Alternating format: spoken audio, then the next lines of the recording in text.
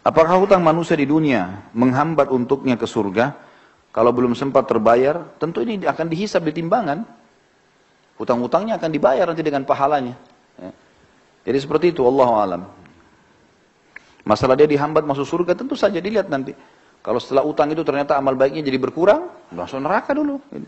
Makanya harus diselesaikan hutang-hutang itu teman-teman. Dan ingat, jangan buka pintu hutang. Teman-teman sekalian, kita sekarang ini dililit dengan utang secara sengaja, dibuat program hutang itu.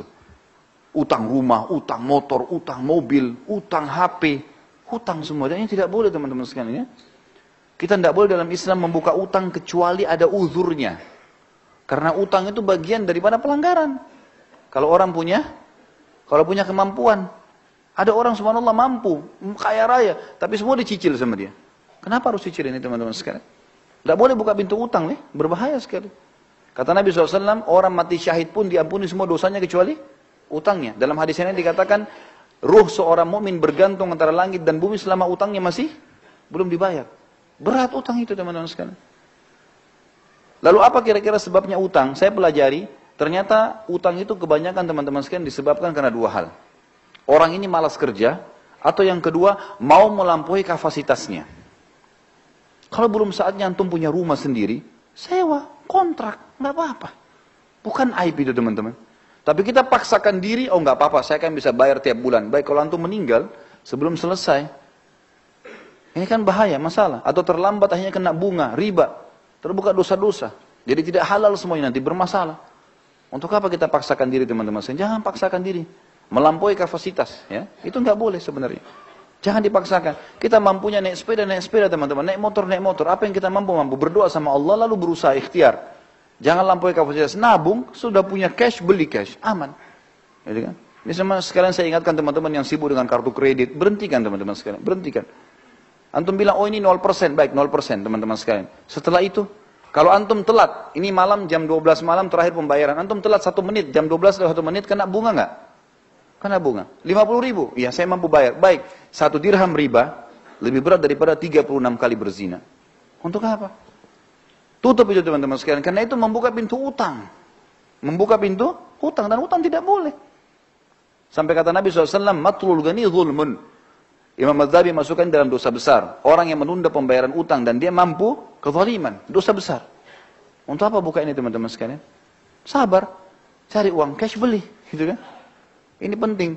Kita cuma boleh buka pintu utang kalau darurat sekali. Emang darurat sekali. Ulama berikan contoh-contoh, seperti misalnya tidak bisa makan kecuali harus utang, gitu kan? Atau misalnya dia mau berbuat satu ibadah amal soleh, dia tahu dia bisa bayar lalu dia utang. Seperti orang mau akikah anaknya, atau orang mau idul adha, mau kurban. Dia tahu akhir bulan dia akan terima gaji. Sekarang tanggal 12 atau tanggal 13 lebaran idul adha. Baik saya pinjam dulu uang teman saya tahu bisa bayar, itu nggak ada masalah. Tapi kalau orang tidak jelas, sampai kata Nabi SAW, siapa yang sengaja utang. Ini bab-bab utang semua, siapa yang sengaja utang dan dia niat tidak mau membayar dari awal, Allah persulit dia membayarnya. Dan siapa yang utang dari awal, dia niat mau membayarnya, Allah mudahkan dia membayarnya. Ya. Termasuk teman-teman, akhwat kita di bawah. Saya sarankan, berhenti arisan. Loh ya betul. Arisan itu membuka pintu hutang. Ya. Sekarang begini rasionalnya. Kita 20 orang teman-teman ngumpul, ayo kita buat arisan yuk. 1 orang 5 juta misalnya, atau 1 orang 1 juta. 20 orang dapat 20 juta kan? Baik. Nama saya keluar pertama, bulan pertama, saya dapat 20 juta. Ini banyak orang gembira, oh 20 juta, dihabisin beli ini, beli itu. Apalagi akhwat kita, Masya Allah daftarnya sudah lengkap. Beli ini, beli itu, beli ini, beli itu. Sadar nggak dia? Kalau dia sedang punya utang 19 juta. Hah? Sedang punya utang nggak? Baik, kalau dia mati bulan depan, siapa yang bayar? Nggak bisa. Ini membuka pintu utang loh.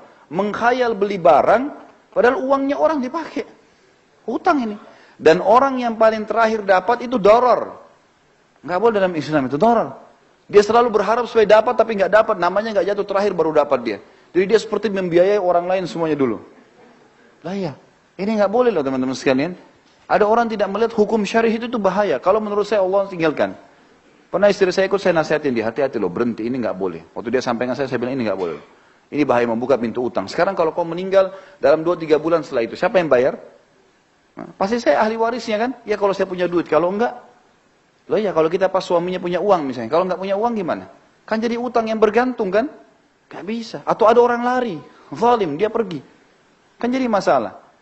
Baik, kalau mau kumpul, kumpul pengajian. Nggak usah ada arisan. Iya nggak? Benar nggak ini? Hah?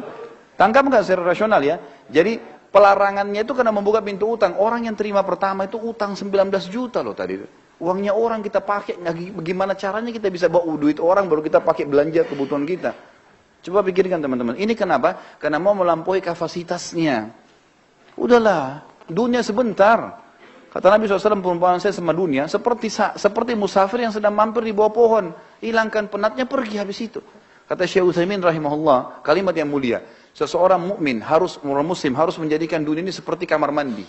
Seperti WC-nya. Dia datang, selesaikan hajatnya, dia pergi. Dunia cuma begitu saja. Maksudnya, tidak usah terlalu berlebihan. Hajat diselesaikan, penting, kemudian sudah. Gitu. Seperti itulah. Ya jangan melampaui kapasitas kita. Ini Allah, ini saran saya ya, saran saya. Tapi kalau teman-teman ada di antara asatidzah, di antara duat yang memang memberikan solusi lain, alhamdulillah. Tapi saya pribadi, saya selalu mencari zona aman. Zona aman. Ya kita mati, kita aman. Kenapa yang kita masuk ke zona yang tidak aman? Kan gitu. Ini meja kita bagi dua, ini aman, ini tidak aman. Masuk ke aman teman-teman sekalian. Ibadah yang ada perintahnya, gitu kan. Jangan buka masalah dengan orang lain, jangan buka pintu utang, jangan gantung sesuatu, udah jelas semua. Kalau saya tanamkan dalam diri saya prinsip adalah semuanya harus jelas. Udah. Halal halal, haram haram, halal tinggal nikmati, halal tinggalkan. Nikmatin yang mampu saja yang ada. Sudah. Saya pulang ke rumah kadang-kadang istri saya tanya ada makanan, nggak ada. Mau beli makanan di sebelah, beli aja makanan, enggak apa-apa. Sini, bawa. Toh makan. Untuk apa saya ribut dengan masalah makanan? Tinggal beli makanan di sebelah, makan. Bismillah, alhamdulillah. Yang penting lapar sudah hilang, habis. Dunia begitu kok. Masuk lihat pakaian saya mana yang ini, oh belum dicuci, baiklah. Yang ada saja saya pakai, clear, selesai. Jelas kok, aman saja gitu kan. Gak ada sesuatu yang harus kita ributkan. Jadi ini poin yang mesti dipikirkan juga teman-teman sekalian.